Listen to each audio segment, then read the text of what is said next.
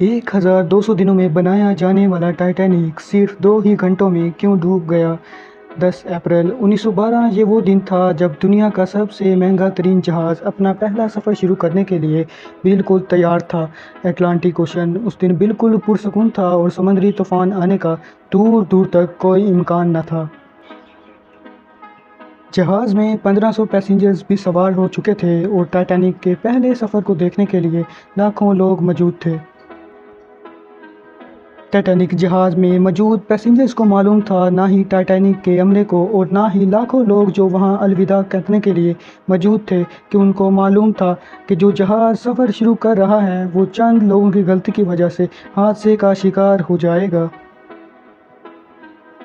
नाज़रीन, आज आप जानेंगे अपने दौर के सबसे महंगे और सबसे ताकतवर जहाज़ टाइटैनिक की कुछ ऐसी गलतियां जो अगर ना होती तो शायद आज टाइटैनिक क्रैश होने की वजह से नहीं बल्कि अपनी कामयाबी की वजह से दुनिया में फेमस होता। ऐसी कौन सी मिस्टेक्स हुई थी जो 40 साल का एक्सपीरियंस रखने वाले टाइटैनिक के कैप्टन एडवर्ड स्मिथ को भी नज़र ना आई? नाजरीन, ये मिस्टेक्स टाइटैनिक ऑपरेट करने वाली कंपनी वाइट स्टार लाइन को भी नज़र न आई जिनको 107 शिप्स ऑपरेट करने का एक्सपीरियंस था। नाजरीन, हैरत की बात यह है कि टाइटैनिक बनाने वाली कंपनी हारलैंड एंड वुल्फ को भी ये गलतियां नज़र न आई जिनको टाइटैनिक से पहले भी 500 से ज़्यादा शिप्स बना चुकी थी। टाइटैनिक की कंस्ट्रक्शन 1907 में स्टार्ट हुई थी जो कि 3 सालों में 2000 वर्कर्स की मदद से कंप्लीट की गई। नाजरीन, अब ये जहाज़ बिल्कुल तैयार हो चुका था लेकिन अब इसका सिर्फ टेस्ट रन ही बाकी था। टाइटैनिक ने अपना पहला टेस्ट रन भी कामयाबी से पास कर लिया था। टाइटैनिक ने जैसे ही अपना पहला टेस्ट रन कामयाबी से पास किया तो डिफरेंट न्यूज़पेपर्स में इसकी मार्केटिंग की गई जिसकी हेडलाइन थी, कभी ना डूबने वाला जहाज़ बना लिया गया है। टाइटैनिक का सफ़र इंग्लैंड के शहर साउथहैम्पटन से शुरू होना था और जिसकी मंजिल अमेरिका का शहर न्यूयॉर्क थी।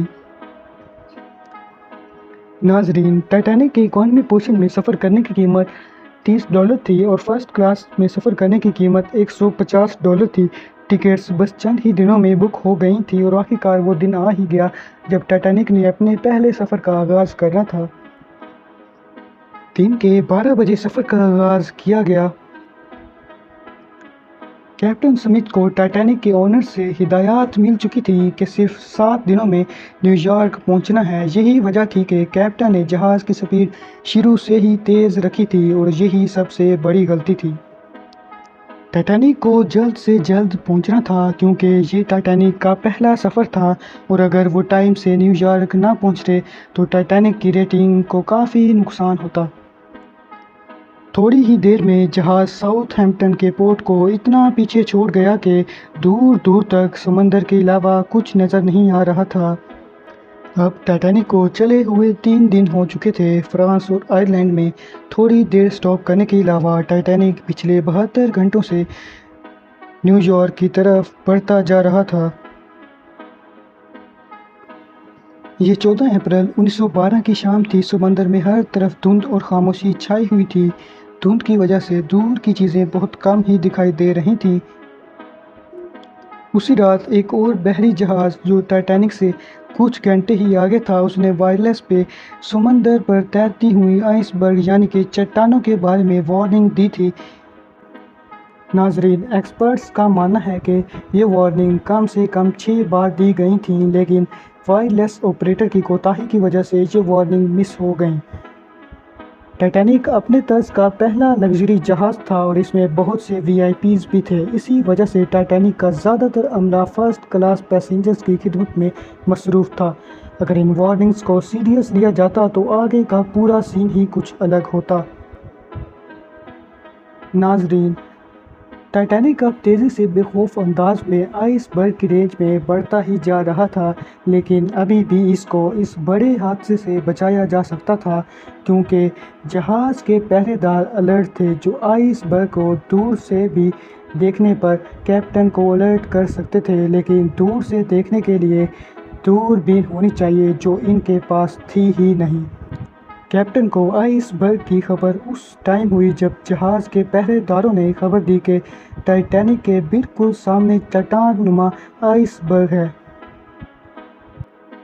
ناظرین، اٹلانٹک اوشن میں اکثر شپس کو ایسے آئس برگ کا سامنا کرنا پڑتا ہے جس کو بڑے بڑے بحری جہاز بہت آرام سے ہینڈل کر لیتے ہیں۔ شاید کیپٹن سمتھ نے بھی یہی سوچا تھا۔ یہ خبر ملتے ہی کیپٹن نے جہاز کا انجن بند کرنے کا حکم دیا اور ساتھ ہی ٹائٹینک کا رخ بدلنے کا حکم بھی دیا۔ کیپٹن سمتھ نے اس چٹان سے بچنے کی پوری کوشش کی لیکن فاصلہ اتنا کم رہ گیا تھا کہ کچھ بھی کرنا فضول تھا۔ آئس برگ یعنی کہ وہ چٹان اب ٹائٹینک کے سینٹر سے ٹکرا چکی تھی، لیکن ٹائٹینک کے بچنے کے ابھی بھی کافی چانسز موجود تھے۔ ٹائٹینک کی ٹکر اب فٹ بال فیلڈ جتنے آئس برگ یعنی کہ چٹان سے ہو چکی تھی اور اب جہاز کے نچلے حصے میں پانی بھرنا شروع ہو چکا تھا۔ اس خطرناک تصادم نے ٹائٹینک میں موجود عملے اور پیسنجرز کو بھی الرٹ کر دیا تھا۔ بے شک ٹائٹینک میں پانی بھرنا شروع ہو چکا تھا لیکن اب بھی بچنے کی امید باقی تھی، کیونکہ ٹائٹینک کو ایسے ڈیزائن کیا گیا تھا کہ اگر اس کے 3 فلورز میں پانی بھر بھی جائے تو بھی یہ ڈوب نہیں سکتا۔ لیکن بدقسمتی تھی کہ پانی 3 فلورز کو کراس کر کے اب 4تھے فلور تک جا پہنچا۔ اب معاملہ ہاتھ سے نکل چکا تھا۔ ٹائٹینک اب آہستہ آہستہ اوشن میں ڈوبتا جا رہا تھا۔ اب جہاز کو بچانے کی فکر چھوڑ کر پیسنجرز کی جان بچانے کا ٹائم آ چکا تھا۔ کیپٹن سمتھ نے ریڈیو ایمرجنسی الرٹ جاری کر دیا۔ جب تک کوئی مدد کے لیے آتا تب تک پیسنجرز کو لائف بوٹس میں شفٹ کرنے کا پلان کیا گیا۔ جہاز میں لائف بوٹس کی ٹوٹل جگہ 32 تھی، لیکن کوتاہی کی وجہ سے صرف اور صرف 20 بوٹس ہی رکھی گئی تھیں۔ یہاں افراتفری کا عالم تھا اور ہر کوئی ان بوٹس میں بیٹھنا چاہتا تھا، لیکن یہاں بھی ایک غلطی کی گئی۔ افراتفری کے اس عالم میں بوٹس کو پورا بھرے بغیر ہی سمندر میں اتار دیا گیا، جس میں فرسٹ کلاس پیسنجرز کو پہلی ترجیح دی گئی۔ اگر بوٹس میں زیادہ لوگوں کو بٹھایا جاتا تو انسانی جانیں کم ضائع ہوتی۔ ناظرین، جہاز تیزی سے ڈوبتا جا رہا تھا کہ شارٹ سرکٹ کی وجہ سے جہاز کی ساری لائٹس آف ہو گئیں اور اگلے ہی لمحے جہاز 2 حصوں میں ٹوٹ کر تقسیم ہو گیا۔ ٹائٹینک جہاز کو مکمل ٹوٹ کر سمندر میں ڈوبنے میں 2 گھنٹے اور 40 منٹ لگے اور اس طرح 1500 لوگ اٹلانٹک کے اس ٹھنڈے پانی میں ڈوب کر مر گئے۔ آپ کو ایک بات اور بھی بتاتے چلیں کہ اس ٹائم سمندر کے پانی کا ٹیمپریچر -2 ڈگری تھا، مطلب کہ اگر پیسنجرز اس ٹھنڈے پانی میں چھلانگ بھی لگاتے تو بھی بچنے کا کوئی امکان نہ تھا، کیونکہ انسان اتنے کم ٹیمپریچر میں صرف 30 منٹ ہی زندہ رہ سکتا ہے۔